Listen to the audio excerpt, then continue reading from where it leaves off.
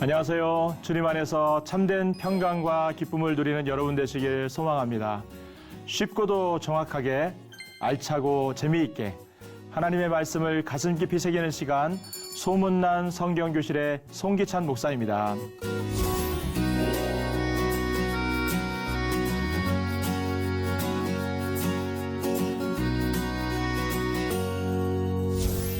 지난 시간에 나눈 내용 기억하시나요? 말씀 앞에 결단하라 라는 내용이었습니다. 말씀 앞에 결단했던 에스라 한 사람으로 인해 백성들의 신앙이 회복되고 사회적으로도 질서가 잡히고 국가적으로도 안정이 되는 놀라운 변화가 일어났습니다. 우리도 하나님 말씀 앞에 결단하는 한 사람이 되시길 바랍니다. 오늘 나눌 내용은 하나님을 신뢰하라 라는 말씀입니다. 사람을 넘어서 또 환경을 넘어서 하나님을 신뢰했던 요셉의 모습을 통해 우리도 오직 하나님만 바라보기를 소망하며 여러분과 말씀을 나누고자 합니다.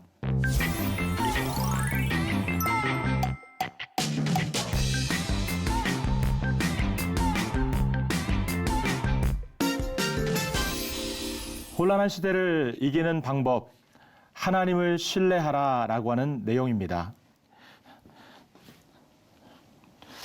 우리는 정치적으로나 또 사회적으로 굉장히 혼란한 시대를 살아가고 있습니다. 이렇게 세상이 혼란해지면 사람들의 마음은 두려움과 불안으로 사로잡히게 되고 또 정신적인 스트레스로 인해서 많은 사람들이 공황장애나 우울증이나 수면장애와 같은 정신적인 아픔과 고통으로 힘들어하게 됩니다. 또 나부터 살아야 되겠다라고 하는 극도의 이기심이 발동함으로 인해서 공동체의 의식이 결여되고 약화되는 그런 상황이 벌어지게 되는 것을 보게 됩니다. 그러나 이렇게 혼란한 상황이 우리들에게 꼭 이런 안 좋은 영향만 끼치는 것은 아닙니다. 때때로 하나님께서는 우리의 인생을 또 나라를 또 우리의 삶의 터전을 이렇게 혼란함 속으로 밀어 넣으실 때가 있는 것을 봅니다. 하나님께서 우리를 혼란한 가운데 밀어 넣으신다는 것은 그만큼 얻어지는 것과 유익이 있기 때문에 그렇다라는 것입니다. 우리도 살면서 느끼는 바지만 우리는 혼란함을 지나면서 우리에게 중요한 두 가지의 가치가 만들어지게 됩니다. 첫째는 하나님은 우리의 이런 혼란한 시기를 통해서 우리의 믿음을 성장시켜 나가실 때가 참 많이 있습니다. 또 더불어 우리로 하여금 겸손하게 우리를 낮추시고 또 우리가 겸비하도록 하나님께서 우리의 마음을 준비하실 때도 많이 있는 것을 보게 됩니다. 믿음과 겸손, 이 두 가지는 우리 신앙생활에 있어서 가장 중요한 핵심적인 내용이 아닐 수가 없습니다. 오늘 우리가 살필 요셉의 내용을 통해서 하나님께서 요셉의 인생을 그의 믿음을 굳건하게 세워나가시고 또 그를 겸비하여 겸손하게 낮추심으로 말미암아 그의 인생을 복되게 사용하셨던 것처럼 우리도 오늘 요셉의 내용을 통해서 이 두 가지에 대한 분명한 신앙과 믿음을 갖고 살아갈 수 있기를 바랍니다. 먼저 요셉의 인생은 그가 혼란함 속에서 끝까지 하나님을 바라보는 그런 믿음을 가졌다라는 겁니다. 하나님을 끝까지 바라보는 이 믿음, 이것이 바로 혼란한 시대를 이길 수 있는 가장 중요한 신앙의 자세가 아닐 수 없습니다.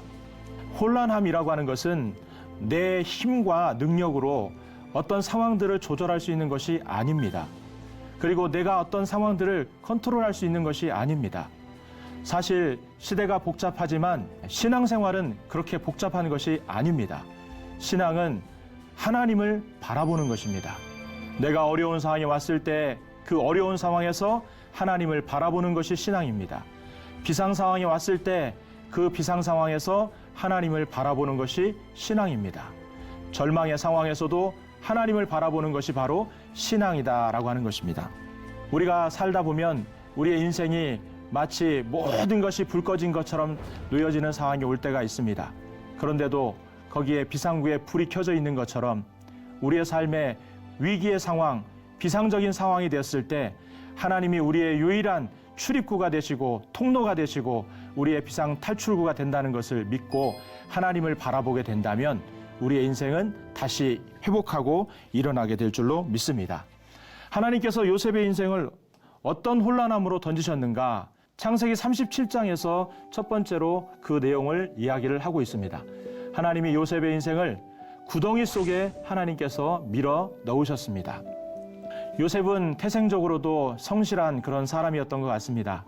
어느 날 아버지가 요셉에게 형들이 잘 지내고 있는지, 양들을 잘 돌보고 있는지를 살피고 오라고 하는 심부름을 시키게 됩니다. 요셉은 아버지의 말씀을 따라 세겜이라고 하는 형들이 있는 그 도시로 찾아가게 됩니다. 그런데 막상 가보니 형들은 그곳을 떠나 도단이라고 하는 도시에 갔다는 소식을 듣게 됩니다. 우리 같았으면 아마 그냥 돌아왔을 텐데 이 요셉은 너무나 성실한 그런 모습으로 아버지의 그런 심부름을 완수하고자 도단까지 이르러 가게 됐던 것들을 보게 됩니다. 평소에 이 요셉은 아버지의 사랑을 독차지하고 있었고 또 꿈을 통해서도 내가 형들보다 더 높아질 것이다 라고 하는 이런 이야기들을 형들에게 자주 했으니 형들의 마음속에도 아마 요셉에 대해서 시기하는 마음이 가득했을 것입니다. 요셉이 오는 모습을 보면서 형들은 얘기합니다. 꿈꾸는 자가 저기 온다. 그렇게 이야기를 하면서 그 요셉을 이제 죽일 궁리를 하고 그 요셉을 구덩이에 밀어 넣게 되는 것을 봅니다. 요셉은 한 번도 생각해 보지 못했던 자기가 어떻게 상황을 조절할 수 없었던 그런 구덩이 속으로 자기의 인생이 빨려 들어가는 상황이 벌어지게 되었던 것을 보게 됩니다. 창세기 39장에서도 하나님께서 이 요셉의 인생을 또 감옥 속에 집어넣는 상황이 벌어지게 됩니다. 성실함을 가지고 애굽의 종으로 끌려왔던 이 요셉은 보디발 장군의 집에 들어가서 거기서 종살이를 하게 됩니다. 보디발 장군과 그 가정에서 인정을 받게 되어 가정 총무를 맡게 되고 또 더불어 하나님께서 함께 하심으로 형통한 그런 인정받음이 있음으로 인해서 요셉의 삶은 그곳에서도 이제 인정받고 평안함을 누리게 되었습니다. 그런데 갑자기 보디발 장군의 아내의 유혹이 시작되었습니다. 창세기 39장 10절 말씀에 보니까 날마다 요셉에게 동침하기를 청하였다 이렇게 말씀합니다. 12절에서도 그 여인이 그의 옷을 잡고 이르되 나와 동침하자. 매일매일 요셉에게 찾아와 요셉을 침실로 인도하고자 하는 그런 유혹이 계속되었습니다. 요셉은 그 여인에게 얘기했습니다. 우리 주인이 모든 것을 허락했지만 당신만은 허락하지 않았습니다. 그리고 내가 어찌 하나님 앞에서 죄악을 범할 수가 있겠습니까? 라고 이야기하는 것들을 보게 됩니다. 요셉의 인생의 삶은요, 하나님께서 13년 동안을 감옥에 집어넣으시고 또 구덩이에 집어넣으시고 억울한 상황에 집어넣으시면서 정말 생각지도 못하고 스스로 조절할 수도 없는 혼란함 속으로 밀어넣으셨던 것들을 보게 됩니다. 도대체 왜 나의 인생은 이럴까? 하나님께서 나의 인생을 보고는 계실까? 내 인생에 해가 뜨는 날은 올까라고 하는 이런 마음들이 아마 요셉의 마음에도 있지 않았을까 생각을 해봅니다. 또한 더불어서 내가 이렇게 사느니 죽는 게 낫겠다라고 하는 그런 마음도 있지 않았을까라고 하는 생각을 해보게 됩니다. 그럼에도 불구하고 요셉은 이런 구덩이 속에서, 이런 감옥 속에서, 억울한 누명과 환경 속에서도 한 가지 하나님을 바라보는 일을 멈추지 않았다라는 것입니다. 어떻게 요셉이 하나님을 바라보는 삶을 잊지 않았을까? 거기에 대한 중요한 요셉의 두 가지 고백 속에 그 내용이 나오게 됩니다. 창세기 45장 5절에 보면 요셉의 위대한 고백 첫 번째가 이렇게 얘기합니다. 당신들이 나를 이곳에 팔았다고 해서 근심하지 마소서, 한탄하지 마소서.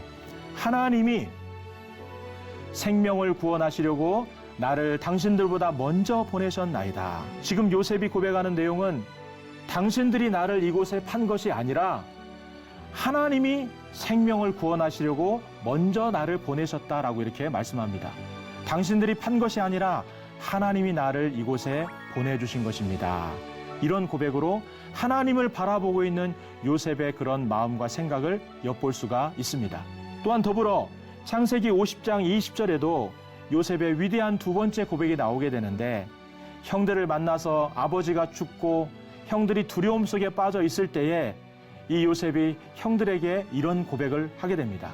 당신들은 나를 해하려 하였으나 하나님은 그것을 선으로 바꾸사 오늘과 같이 많은 백성의 생명을 구원하게 하시려 하셨나니.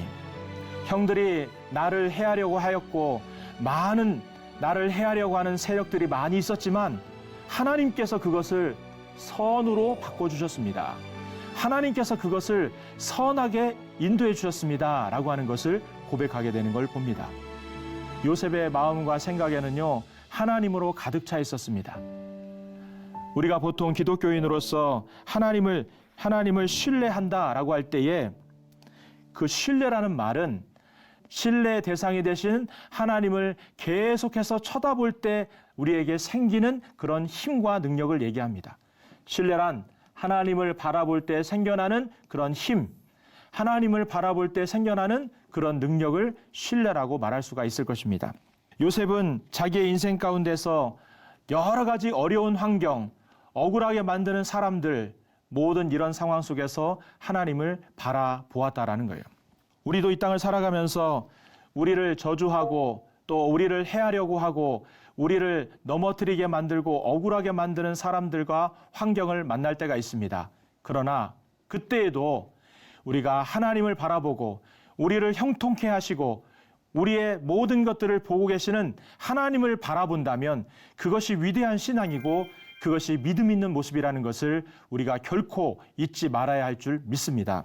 또한 더불어서 우리에게 상처를 주고 우리에게 아픔을 주는 사람을 바라보면서 낙심할 게 아니라 우리의 모든 상황을 아시고 또 우리를 돕고 우리를 바라보시며 여전히 우리를 응원하고 계시는 하나님, 또 우리를 선으로 인도해 나가시는 하나님을 바라보는 것이 바로 신앙이고 바로 그것이 믿음이라는 사실을 우리들이 늘 잊지 않으시기를 주님의 이름으로 축복합니다. 요한복음 3장 14절 말씀에 보게 되면 모세가 광야에서 뱀을 든 것 같이 인자도 들려야 하리니 이는 그를 믿는 자마다 영생을 얻게 하려 하심이니라. 광야에서 이스라엘 백성들이 뱀에 물려 죽을 위기에 놓였을 때 놋뱀을 만들어 그 뱀을 바라보는 자마다 다 살아날 것이라고 이야기를 했습니다. 그리고 실제로 그 뱀을 바라본 자들마다 다 살아나고 회복이 되었습니다. 우리도 마찬가지입니다. 우리가 이 땅을 살아가면서 아무리 혼란스럽고 어려운 상황에 놓인다 할지라도 우리의 믿음의 대상, 우리의 신뢰의 대상 되시는 하나님을 바라보게 될 때에 하나님은 그 바라보는 모든 자들마다 영생을 얻게 하시고 하나님께서 생명을 우리에게 허락해 주신다는 사실을 우리들이 꼭 붙들 수 있기를 주님의 이름으로 축복합니다. 요셉이 바로왕 앞에서 자기의 하나님에 대한 고백을 또한 이어갑니다. 바로의 꿈을 해석하는 과정 속에서 그 모든 꿈꾼 내용을 이 바로에게 이야기할 때에도 그 꿈을 알게 하신 분, 그 꿈을 꾸게 하신 분이 다 하나님이시라고 고백합니다. 바로가 불러서 요셉에게 말합니다. 네가 꿈을 잘 해석하는 사람이라고 들었다라고 얘기를 합니다. 그러면서 그때 요셉이 바로에게 이렇게 대답을 합니다. 내가 아니라 하나님께서 바로에게 편안한 대답을 하시리이다. 요셉의 고백은 여전히 하나님이었습니다. 내가 당신에게 대답하는 것이 아니라 하나님께서 당신에게 편안한 대답을 주실 것입니다. 이렇게 고백합니다. 또한 더불어서 요셉이 바로에게 아뢰되 바로의 꿈은 하나인데 하나님이 그가 하실 일을 바로에게 보이심이니이다. 바로 왕이 꾼 꿈은 하나님께서 앞으로 하실 일을 당신에게 보여주시는 겁니다. 라고 이렇게 하나님이 당신에게 보여준다는 얘기를 하고 있는 것을 이제 보게 됩니다. 요셉의 인생에 있어서 요셉의 신앙은 날마다 하나님을 바라보는 신앙이었습니다. 억울한 상황에서도 하나님을 바라보았고 또 감옥의 상황에서도 하나님을 바라보면서 하나님께서 주시는 그 믿음과 은혜를 끝까지 붙들고 살았던 것을 보게 됩니다. 사도행전 16장에도 보게 되면 바울과 실라가 한밤중에 빌립보 감옥에 갇히는 상황이 벌어지게 되고 그 빌립보 감옥에서 시간을 보내야 되는 상황이 오게 되었습니다. 혼란한 상황이었습니다. 내 스스로 이 상황을 통제할 수 없는, 조절할 수 있는 상황이 아니었습니다. 그럴 때 바울과 실라는 그 자리에서 하나님 앞에 기도하고 하나님을 찬송했다라고 말합니다. 하나님을 바라본 것입니다. 빌립보 감옥에서 바울과 실라가 기도하고 찬송하며 하나님을 바라봤을 때에 하나님께서 이 빌립보 감옥 그곳에 옥문을 열어주시고 착고를 풀어주시면서 하나님께서 그의 삶을 인도해 가셨던 것들을 보게 됩니다.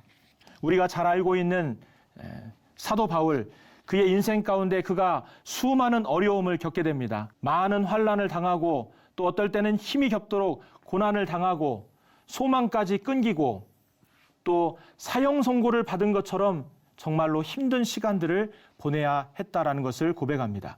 그러면서 하나님께서 나를 이렇게 인생의 혼란함과 어려움과 고통 속으로 밀어 넣으신 이유를 자기가 무릎을 치며 깨달았다는 것을 고린도후서 1장 8절부터 9절까지 고백하는 것을 봅니다.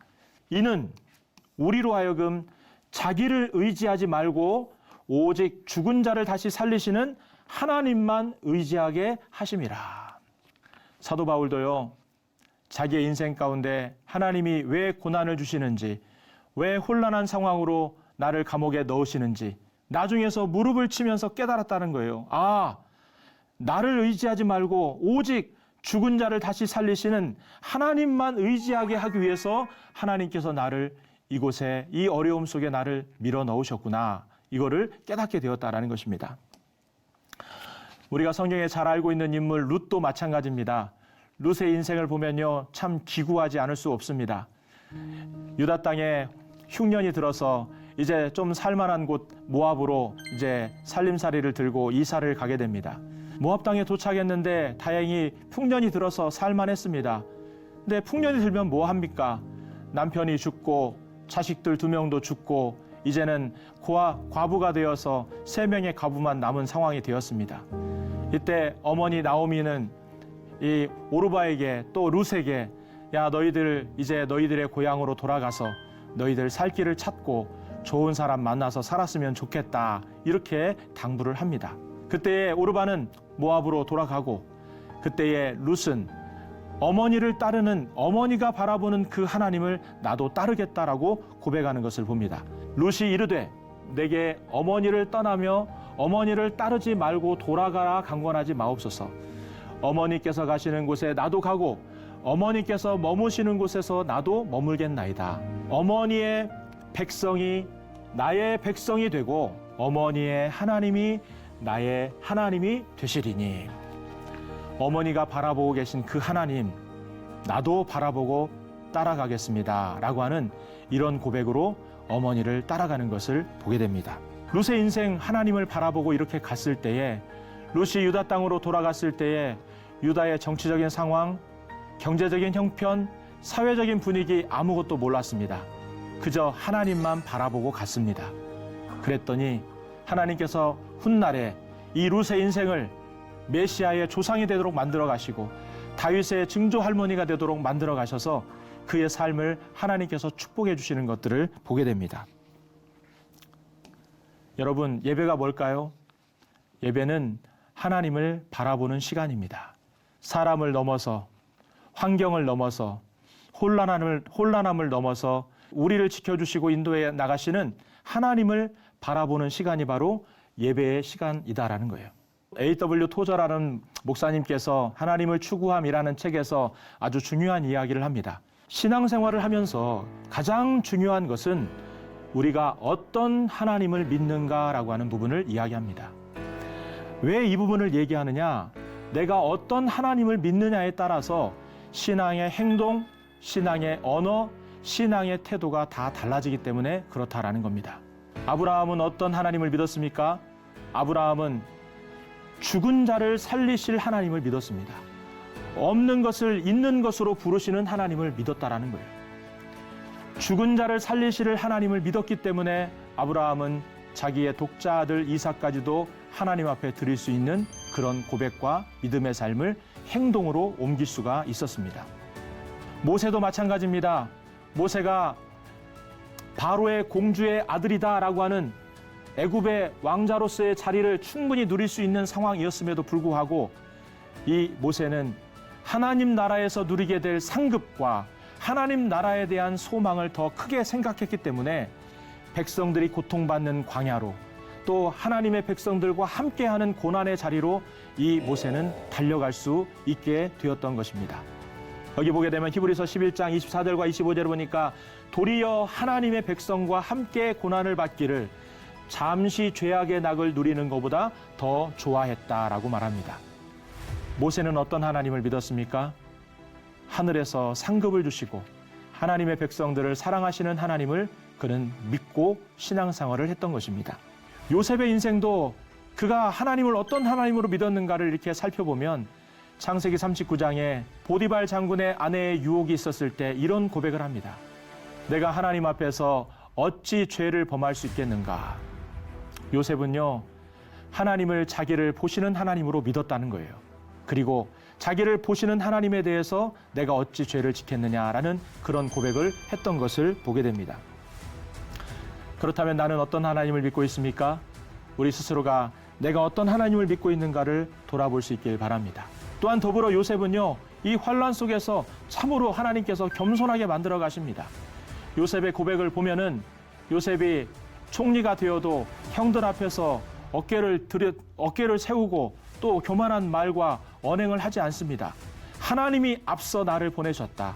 하나님이 선으로 나를 바꿔주셨다. 모든 것들에 하나님 앞에 겸손함으로 자기 자신을 낮추는 것들을 보게 됩니다. 나를 이곳에 팔았다고 해서 걱정하지 마시고 근심하지 마소서. 하나님이 나를 당신들보다 먼저 이곳에 보내셨습니다. 하나님이 나를 보내셨습니다. 라고 하는 하나님 앞에서의 이 겸손함이 요셉의 신앙에 크게 마음의 자리에 잡고 있었다라는 거예요. 하나님은요, 교만한 자는 대적하시지만 겸손한 자에게는 은혜를 주십니다. 야고보서 4장 6절에 보니까 하나님이 교만한 자를 물리치시고 겸손한 자에게 은혜를 주신다라고 이렇게 말씀하고 있는 것을 보게 됩니다. 우리의 모든 상황 속에서 겸손은 모든 복을 담는 그릇입니다. 우리의 모든 복은 다 겸손의 그릇에 담겨질 때 하나님 앞에 끝까지 쓰임받을 수가 있습니다. 우리의 힘도 겸손의 그릇에, 우리의 모든 위치와 우리의 모든 자랑거리도 다 하나님의 겸손의 그릇에 담겨져야 끝까지 하나님 앞에 신앙적으로 승리할 수 있음을 잊지 않으시기를 주님의 이름으로 축복합니다. 요셉의 믿음을 보면은요, 요셉은 정말로 하나님에 대한 굳건한 믿음, 그리고 하나님에 대한 겸손한 신앙과 고백을 잃지 않고 끝까지 하나님을 신뢰했던 것을 봅니다. 요셉의 마음에는 이런 마음이 있었습니다. 모든 상황을 하나님이 주관하신다. 아무리 혼란하고 아무리 복잡한 사회에도 하나님은 사람 너머, 환경 너머에서 하나님은 모든 역사를 주관하신다는 것을 고백하는 그런 고백이 그의 마음 가운데 있었다라는 거예요. 이사야 44장 6절에 보니까 하나님은 처음이요 마지막이 되신다. 그리고 나 외에 다른 신이 없다라고 말씀합니다. 시작하시는 분이 누구시냐? 하나님입니다. 마무리 짓는 분이 누구시냐? 하나님이시라는 거예요. 우리의 모든 시작과 마무리가 하나님이 됐다라는 것을 고백합니다. 하나님은 또한 우리의 삶을, 하나님의 백성들의 삶을 선하게 변화시켜 나가신다는 믿음을 우리는 잃지 말아야 됩니다. 우리가 살아가면서 하나님은 모든 것을 합력하여 선을 이루시는 분이 바로 우리 하나님이심을 우리는 기억해야 됩니다. 하나님은 어떤 사람을 사랑하시느냐? 심지가 견고한 자를 사랑하십니다.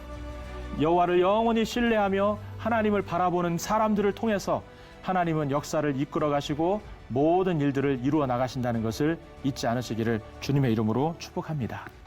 요셉은 혼란함 속에서도 여전히 하나님을 바라보며 살았습니다. 끝까지 하나님을 바라봤습니다. 그리고 하나님 앞에 끝까지 그 믿음과 겸손함을 잃지 않았습니다.